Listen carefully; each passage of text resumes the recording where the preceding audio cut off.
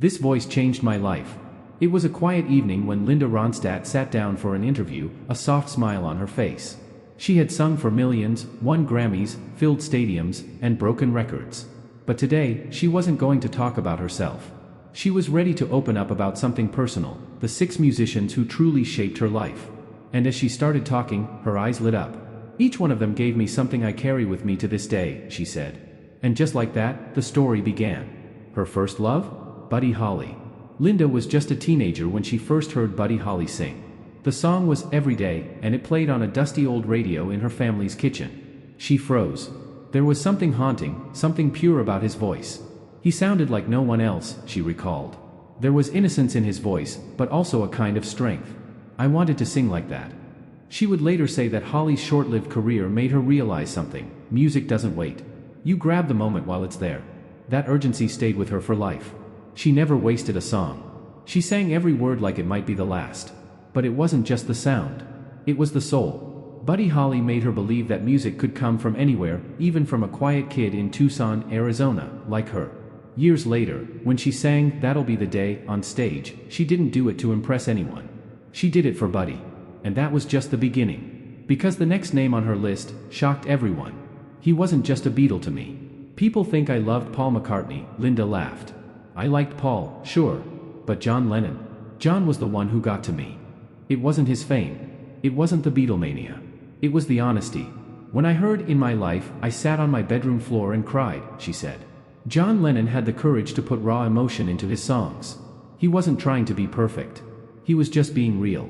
Linda never met John in person. She had chances, but always felt too shy.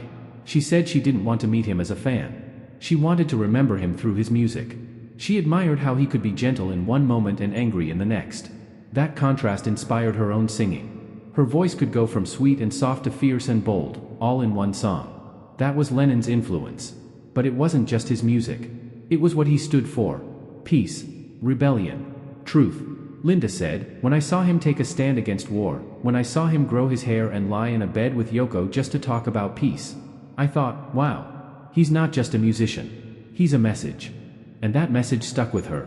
For the rest of her life, Linda refused to be just a voice.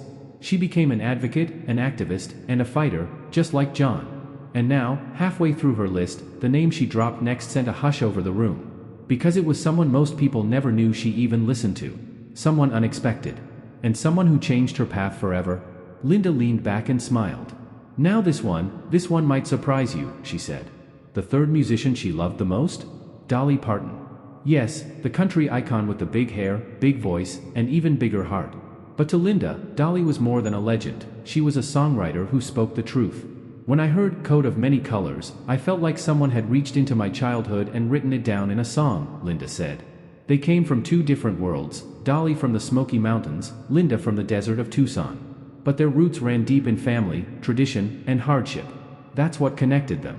She wasn't pretending to be country, Linda explained. She was country. She lived it. And that truth came out in her music. Linda even covered Dolly's songs. But it was more than admiration. It was a kind of musical sisterhood. "She made me brave enough to sing softer, to tell stories that didn't have to be loud to be powerful," Linda said. One night, backstage at an awards show, Dolly walked up to Linda and hugged her. "You've got soul, honey," she whispered. That moment stayed with Linda forever. Dolly wasn't just a hero. She was a mirror. And through that mirror, Linda saw her own voice more clearly than ever before. But the next name? That was the turning point. A voice from south of the border, one that pulled Linda back to her roots and changed everything. Her voice softened as she said the name, Lola Beltran. For many Americans, the name didn't ring a bell. But for Linda Ronstadt, Lola was a queen. A legendary Mexican singer known for her emotional rancheras and soaring vocals. She wasn't just a singer, Linda said. She was thunder.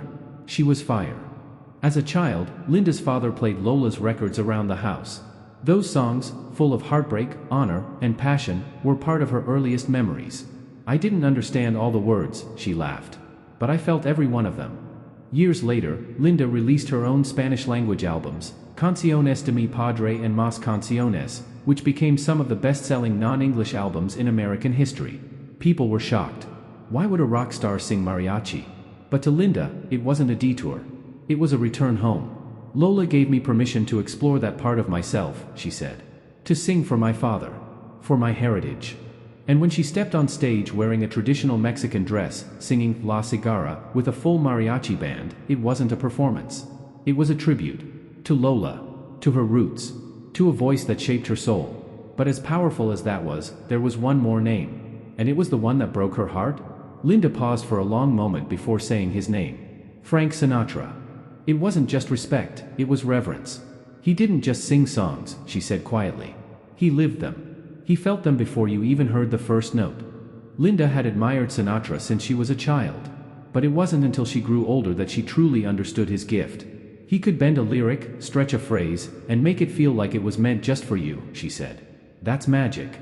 Sinatra's phrasing, his control, his emotional delivery, they all became a kind of blueprint for Linda. Especially when she made her bold move into American standards in the 1980s. Many questioned her decision. Why would a rock and country star suddenly sing songs from the 1940s? But to Linda, it made perfect sense. It was like coming full circle, she said. Frank showed me that every word matters. Every breath. You don't rush it. You live it. Working with arranger Nelson Riddle, who had also worked with Sinatra, Linda poured her soul into albums like What's New. Critics were stunned. Fans were moved. And Sinatra? He gave her his blessing. He didn't have to say anything, Linda smiled. But he did. And I'll never forget that. There was just one more name left. And it was the most personal of them all? Linda's voice trembled a little as she said it, my mother.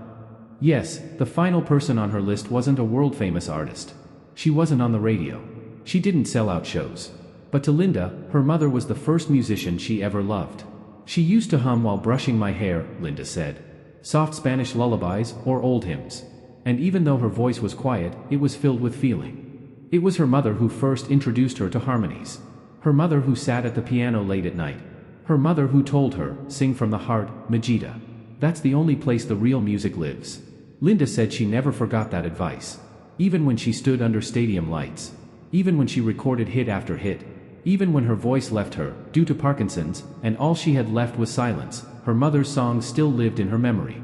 She's the reason I ever opened my mouth to sing, Linda said. And maybe that's what made the list so powerful. Because it wasn't just about fame. It was about feeling. Linda Ronstadt loved 6 musicians deeply. But in the end, it wasn't who the world chose for her. It was who her soul remembered.